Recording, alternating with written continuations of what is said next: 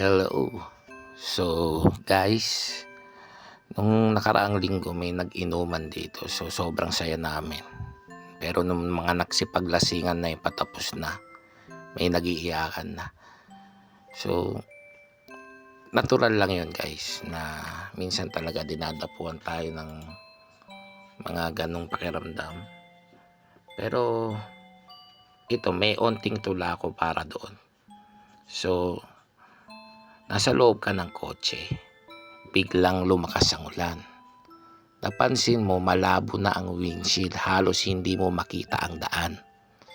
Kinamit mo ang wiper at unting-unting luminaw ang harapan. So guys, about dun sa tula na yun, parang buhay din.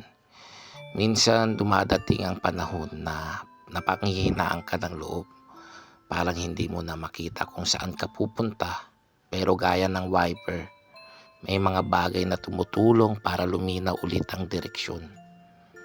Ito yung faith, courage, at yung mga taong sumusuporta sa'yo.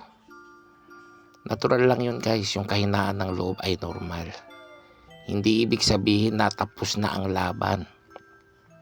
Kailangan lang minsan ng wiper, isang hakbang, isang dasal, o isang kaibigan para muling makita ang daan.